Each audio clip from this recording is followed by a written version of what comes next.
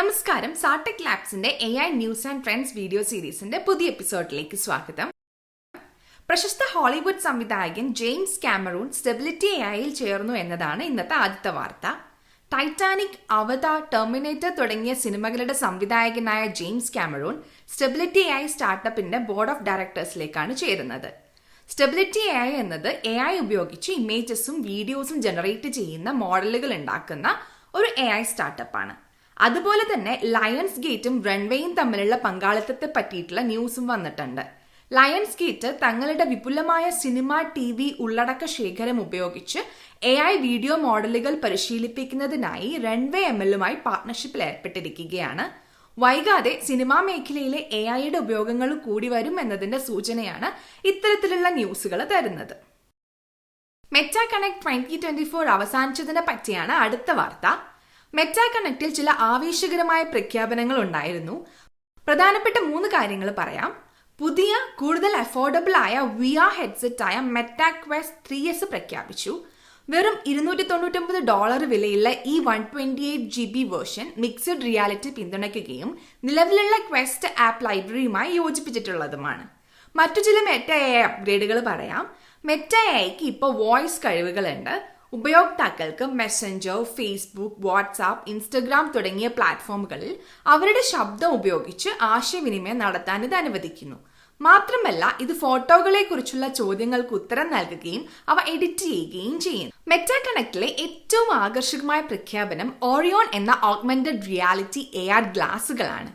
ഈ കണ്ണടകളിൽ hand tracking, eye tracking, neural interface എന്നീ ഫീച്ചേഴ്സ് ഉൾപ്പെടുത്തിയിരിക്കുന്നു. ഇതാണ് മെറ്റയുടെ ഓറിയോൺ പ്രോട്ടോടൈപ്പ്. ധരിക്കുന്നയാൾക്ക് സിലിക്കൺ കാർബൈഡ് ലെൻസുകൾ വഴി ചുറ്റുമുള്ള ലോകത്തെ സ്വന്തം കണ്ണുകൊണ്ട് വ്യക്തമായി കാണാൻ കഴിയും.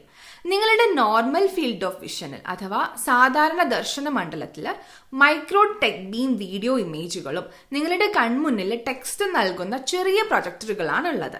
ആകെ 7 ക്യാമറകളുണ്ട്.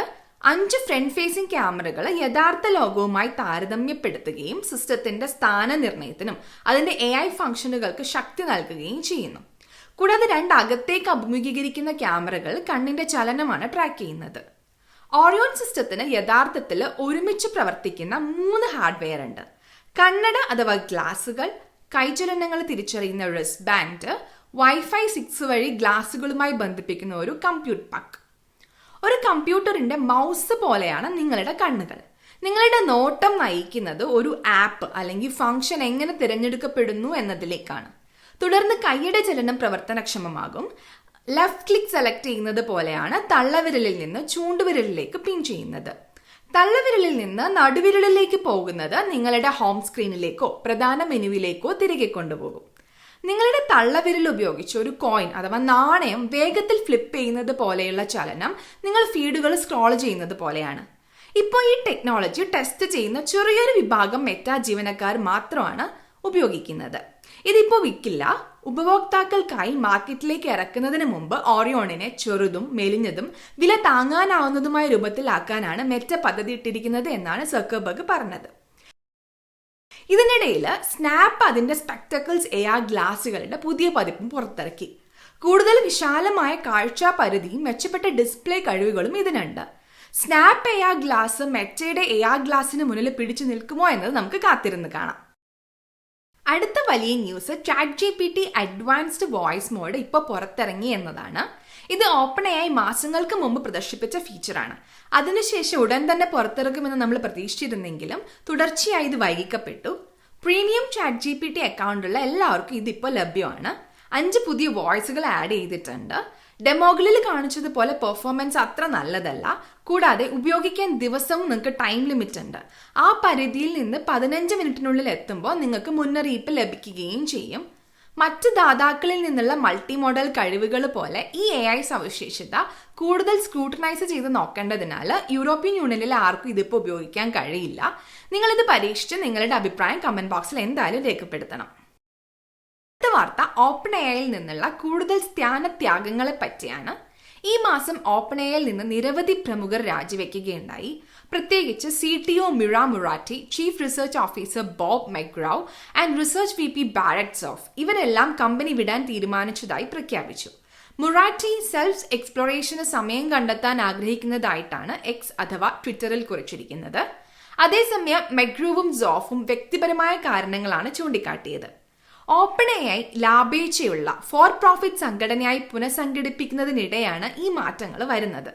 ഇത് അതിന്റെ പാർട്ട്ണർഷിപ്സിനെയും മൊത്തത്തിലുള്ള സ്ട്രാറ്റജിയെയും ബാധിച്ചേക്കും.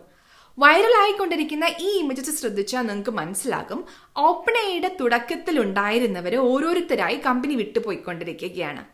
സാം ഓൾട്ട്മാൻ AGI ഉണ്ടാക്കിയോ? എന്ത് കണ്ടു പേടിച്ചിട്ടാണ് ഇവരൊക്കെ ഓപ്പൺ എഐ വിട്ടുപോകുന്നത്? ഇതാണ് AI ലോകത്തെ ഇപ്പോഴത്തെ പ്രത്യേക ചർച്ചാ വിഷയം. ഇന്നത്തെ അവസാനത്തെ വാർത്ത പുതിയ ലാമ 3.2 പറ്റിയാണ്. ഏറ്റവും വലിയ പ്രത്യേകത ഇവയ്ക്ക് വിഷൻ കഴിവുകളുണ്ട്. അതെ, ലാമയ്ക്ക് ഇനി ഇമേജസ് റെക്കഗ്നൈസ് ചെയ്യാൻ കാണാൻ സാധിക്കും. ഇത് 2 പുതിയ മോഡലുകളിലാണ് വരുന്നത്. 11 ബില്യന്റെയും 90 ബില്യന്റെയും പാരാമീറ്റർ പതിപ്പുകൾ. ഈ മോഡലുകൾ ലാമ 3.1 ഡ്രോപ്പിൻ പകരക്കാരാണ്. അതായത് ഉപയോക്താക്കൾക്ക് അവരുടെ കോഡ് പരിഷ്കരിക്കേണ്ടതില്ല. അവർക്ക് പഴയ മോഡലിനെ പുതിയത് ഉപയോഗിച്ച് മാറ്റി സ്ഥാപിക്കാൻ കഴിയും. ചിത്രങ്ങൾ മനസ്സിലാക്കാനുള്ള കഴിവ് കൂടാതെ ഈ മോഡലുകൾ മുൻ പതിപ്പുകളുടെ ടെക്സ്റ്റ് അടിസ്ഥാനമാക്കിയിട്ടുള്ള ബുദ്ധി നിലനിർത്തുന്നുമുണ്ട്. ഇവ ഇമേജ് മനസ്സിലാക്കുന്നതിനുള്ള ടാസ്കുകളിൽ മികവ് പുലർത്തുകയും നിരവധി ബെഞ്ച് മാർക്കുകളിൽ അവരുടെ എതിരാളികളായ ക്ലൗഡ് 3, GPT-4 എന്നിവയെ മറികടക്കുകയും ചെയ്യുന്നുണ്ട്. ഡോക്യുമെന്റ് ലെവൽ ഗ്രാഫിംഗ്, വിഷ്വൽ അടിക്കുറിപ്പ്, ചാർട്ടുകളും ഗ്രാഫുകളും അടിസ്ഥാനമാക്കിയുള്ള റീസണിംഗ് എന്നിവ പോലുള്ള സങ്കീർണമായ ജോലികൾ ഇവയ്ക്ക് കൈകാര്യം ചെയ്യാൻ കഴിയും. ഈ വീഡിയോ ഇഷ്ടമായെങ്കിൽ ലൈക്ക് ചെയ്യുക. നിങ്ങൾക്ക് AI അറിയാൻ ആഗ്രഹമുള്ള ടോപ്പിക്സ് കമന്റ് ചെയ്യുക. ആ ടോപ്പിക്കിന്റെ വീഡിയോ നമ്മൾ ചെയ്യുന്നതാണ്. AI ലോകത്തെ കൂടുതൽ അറിവുകൾക്കും വാർത്തകൾക്കുമായി ഈ ചാനൽ ഇപ്പോൾ തന്നെ സബ്സ്ക്രൈബ് ചെയ്യുക.